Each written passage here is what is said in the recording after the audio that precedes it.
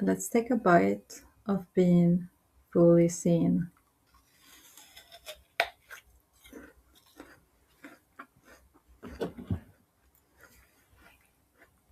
Let me tell you something that people never admit. Most people. Sometimes it's not about failure. That's not what stops you. It's actually being visible. So let me take you back to 2018. I started to go on lives in girls groups. Things moved really fast. I started gaining followers. I started YouTube. I created my own Facebook group. I felt really exciting. But then people started to talk, which they do, especially girls in my class and people at the university.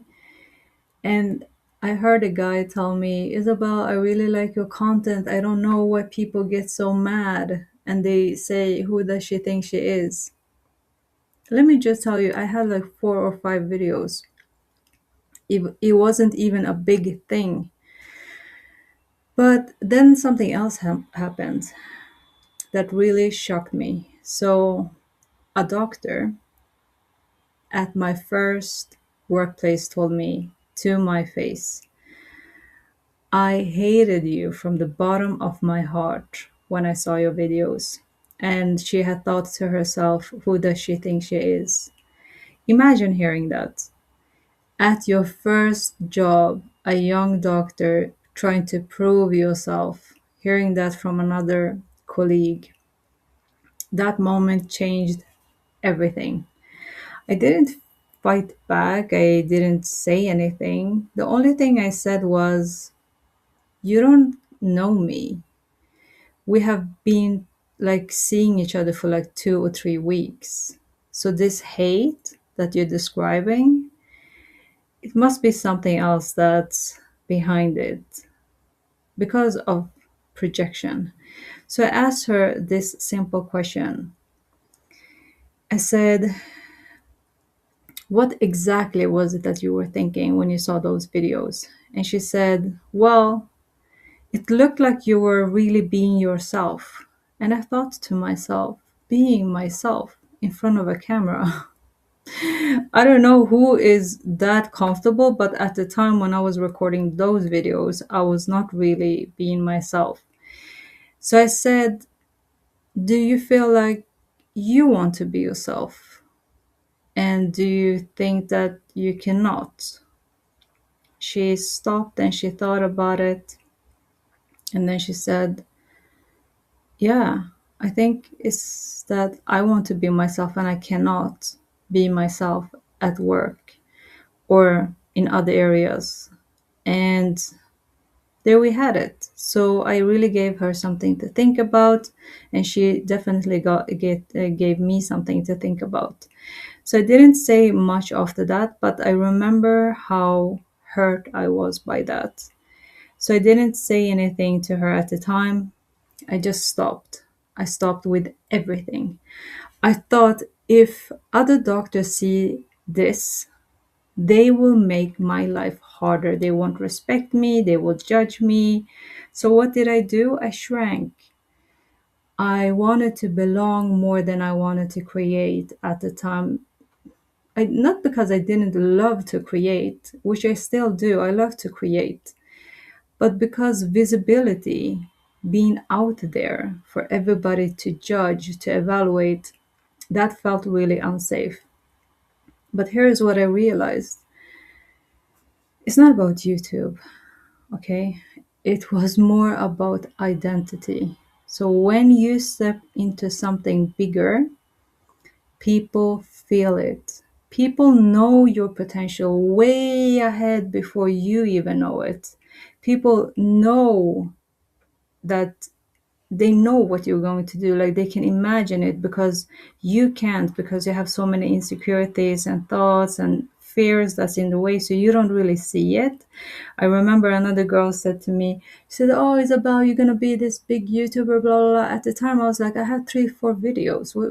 What is she talking about? I just did this just to get it out of my head. And not everybody is comfortable with your expansion. So some people see your courage and it will activate their own insecurity. So they will attack. Not because you're wrong, not because your content is shit, but because you remind them of something, okay? You remind them of something they want, but maybe are not acting on. So let's go back to this question. Who does she think she is? Who does he think he is? For years, that question lived inside of me. I even started to ask myself, who do I think I am? But if I could answer that today, I would say to their face, I think I am me. I don't want to be anyone else. I am my future self who is trying to call this version of me into existence. Or is my future version of me trying to call me into existence? I am on my path, becoming who I am meant to be. That's who I think I am. So let this sink in. Take this with you. If you have a dream that keeps burning inside of you for years, even after rejection, even if people mock you, even after silence, even if nobody is supporting you, it's not your ego, it's your purpose. Because ego fades. As soon as something goes wrong, you don't get the views, you don't get the support, you get some rejection, you get some ups and downs, and the ego goes and hides. It's like, I cannot do this. I don't want to embarrass myself. But purpose, my dear friends, purpose stays, okay? And this fire inside of me, it never went away. I went traveling, I went working, I did so many things. I was like, let me just release this thought about doing YouTube. Did it go away? No, it didn't. Even if I really tried to bury it. So let me tell you something. Visibility triggers something primal, okay? It's normal to feel this way. Our nervous system wants belonging, it wants to be included. And if being seen risk rejection, your system will choose silence. It will be not doing that. That's survival because your mind doesn't know the difference between a bear or a negative comment or a mean person at your job. It doesn't know the difference. It just knows this is uncomfortable. This makes me feel bad. This makes me feel really embarrassed. So it will shut everything down. Okay, but here's the shift.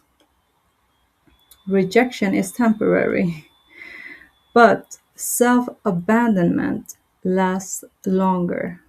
It can even last your whole life. So when I stopped creating, I didn't feel safe. I actually felt really small. I felt constricted. I felt like I was put in this small little box and I was way bigger than the box.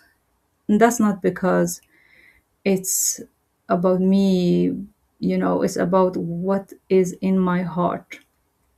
So if you have a dream that is not fully evolved yet, don't kill it. Let it be. You don't know what the final version looks like. You don't know what it will become. Maybe it will be a movement. Maybe it will be a business. Maybe it is your purpose. But if it keeps calling you, over and over and over again and you cannot stop thinking about it, you cannot, like, it's there in the back of your mind, giving you anxiety, this uneasy feeling when you go to bed, when you see other people and you get like, oh, I should do this, I could do this, but you don't. Pick the damn phone up. Just pick it up. Just try. Okay. It's not about knowing exactly where you're going with it. You just have to pick it up to see where it's going. Follow the white rabbit in Alice Wonderland. She doesn't know where it's going. She just follows the rabbit. So Your intuition is that way. Your intuition will be like, yeah, yeah, just upload one video, just go to this conference, just talk to this person, just look at this course, just join this course. It takes you somewhere. So follow it. You don't have to know the end product. You don't know what's going to happen. If you just feel this burning inside of you and you feel like, I want to do this, I want to do this, pick the damn phone up. Okay, that was one bite. Follow for more.